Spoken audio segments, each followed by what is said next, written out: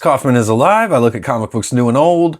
Today I'm looking at an old comic book going back 30 years to continue my review the Age of Apocalypse series, where I'm looking at all the single issues from the original Age of Apocalypse crossover by Marvel Comics and X-Men. So thanks for joining me today. Welcome to the show. Please subscribe if you haven't yet. If you like content like this, doesn't cost anything, and please like the video while you're here. So I've already covered issues 1 and 2 of this series so far.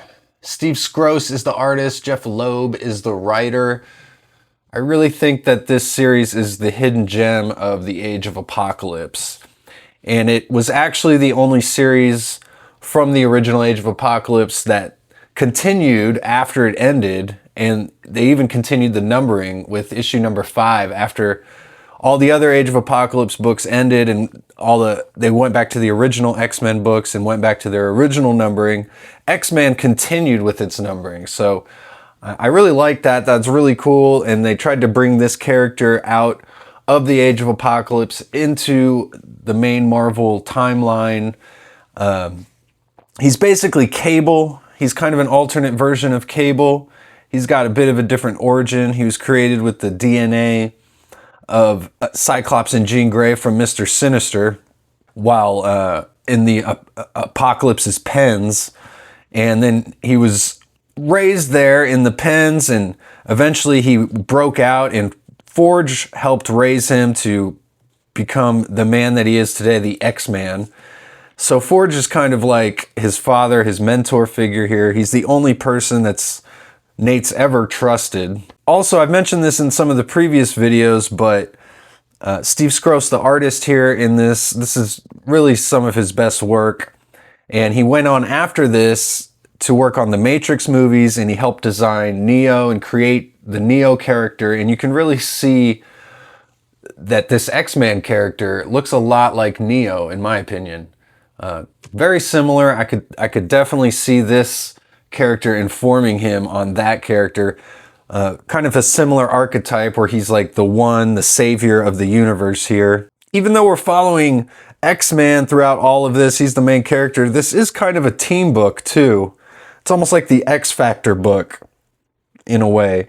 And they did continue publishing Cable comics too, alongside X-Man comics. So even though he is an alternate version of Cable, he did exist alongside Cable for a while there.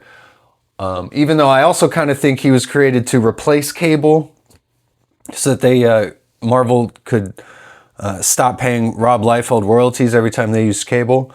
But that never happened. But X-Man, a separate character from Cable, but I like both of them almost equally. I think they're both really cool characters here. So on the X-Man here team, I guess X Factor, almost, I was going to call it kind of X-Force, I don't know. But there's Forge, we got Toad, Siren, and Brute here. And Brute actually was killed in the previous issue here in issue 2. We saw Mr. Sinister actually right at the end here. He's going by Essex to try and fool everybody at this point. But Brute says he remembered him from the pens. He remembered him experimenting on him before. Even the horses don't like what's going on there. But so he was killed off in the previous issue, but none of the other members of the team know about it yet. And Forge has just come back here to their farm. They're like vagabonds. They're basically like this traveling circus act who is working against Apocalypse, and they're just trying to disguise themselves as traveling gypsies. We get the whole plot here as Domino is attacking. She's working with Apocalypse. We got Grizzly and Caliban on her side here. So kind of an alternate version of X-Force working for Apocalypse, and they're hunting the telepath. They don't know who he is. They just know that there's this very powerful telepath that Forge has, and they're trying to bring him back to Apocalypse. There's some good writing in here by Jeff Loeb as well, asking what is evil. We kind of get this narration all throughout the book, kind of questioning where all these characters might be had they not joined Apocalypse, because we all know them as heroes in another universe. And Forge is saying to Mastermind, who is on his side here, that since Domino doesn't know what Nate looks like, that Mastermind can use his illusionist powers to trick them, and they can hand Mastermind over to Domino instead of Nate, because he's just trying to protect Nate and keep him from being captured by Domino here. And we see Nate and Siren, they're running towards Domino here, even though Forge told him to keep away. So we get this awesome double splash with Apocalypse showing up here, but it's actually just an illusion. But it's a great excuse to get this crazy looking double splash here by Steve Skroce. I just love how big his hands are here. He's got these like giant knuckles with the I love the way he draws the metal there. And the face just looks super creepy. He's got these giant lips and like the furrowed brow. Just this hulking figure taking up the whole page. You can barely tell where he begins and ends there, and just crazy gigantic muscles that are not even anatomically correct, but it doesn't even matter. It just looks awesome here. And there's a whole bunch of splash pages in this issue that look just like this as well. But like I said, it's not actually Apocalypse. And Domino figures this out because she doesn't know why Apocalypse would suddenly show up like this. So she just shoots Mastermind and kills him. And then she points the gun at Forge. And then we get X-Man just flying in to save the day, and he knocks Domino out of the way.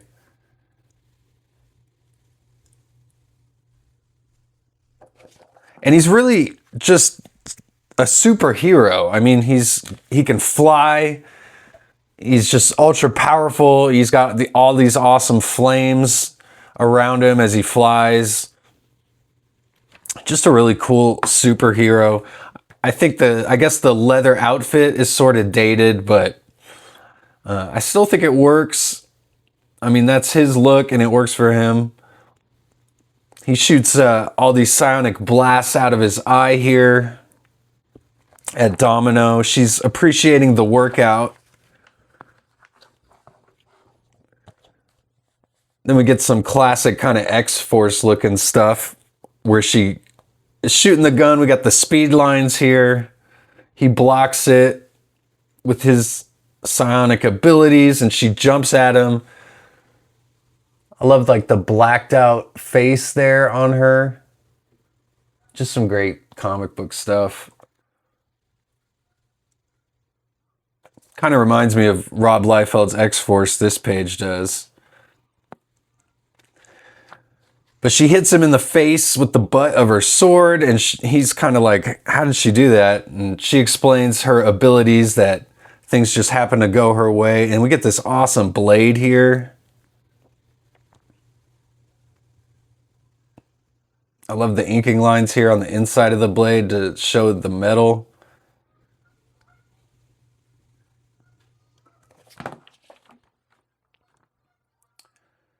And then we get a page. This is a really cool looking page because it starts up here with Caliban and Toad having a sword fight, which Toad wins.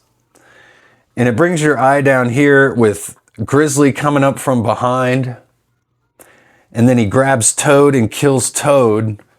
And then it brings you up here where Forge comes down with a kick.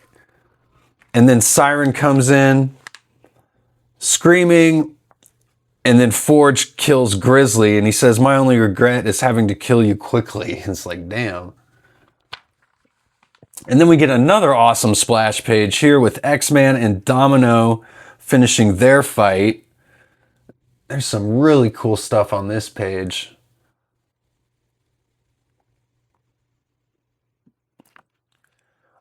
You got the like Apocalypse heads up here that turn into skulls.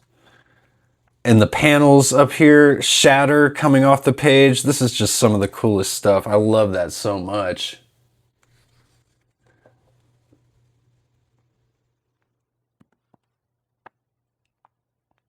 Not to mention this awesome drawing of X-Man here with all the flames and power coming off him there. So he gets inside the head of Domino.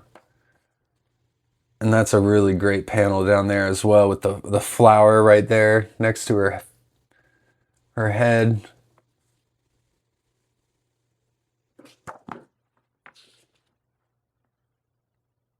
Almost Frank Miller-esque.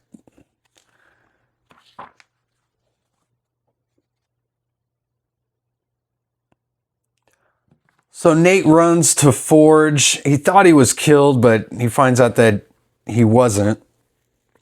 And then he tells Forge that he knows that Forge told him that he was powerful enough to go after Apocalypse, but maybe they should take it easy and not test that out right away. And Forge says, sometimes the hardest part of growing up is knowing when you're not ready for some things, even though you really want to be. And he says, I'm very proud of you. I like this panel too on the side, how it just goes all the way up the page. We got Nate and Forge down there, and then the clouds up here. That's really cool. So Forge comes into the barn and he finds Brute, which I showed you from the previous issue. And he knows that Essex is behind it here. And he says he will fight Essex to his last breath. And Essex says, well, this shouldn't take very long. And we get a couple pages of ads, so I really like this. Is really well done. We don't even see what happens with Forge, so some great storytelling here in the way that they've placed it within the book. I really like this. And then we just go back to what's left of the team, which is just Sauron, who we haven't seen because he's injured, and Teresa or Siren and X-Man. And he gets this psionic like blast in his brain telling him that Forge is dead, and he comes into the barn here and sees that Forge died. So just a couple pages after thinking Forge died and seeing that he was okay, just a couple pages later, Forge gets killed. So in his last dying breaths, he tells him to go find Magneto. He'll know what to do. And we see Forge's arms and his legs have been ripped off here in this panel. And there's just white in the background here. That's really well done. And Forge sends all of his memories into Nate here at the last second. And we get another awesome splash page, X-Men style, of all these memories shattering in the glass.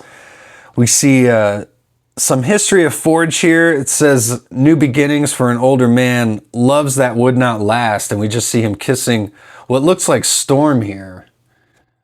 So at some point, even in the Age of Apocalypse, they were together, but it didn't last.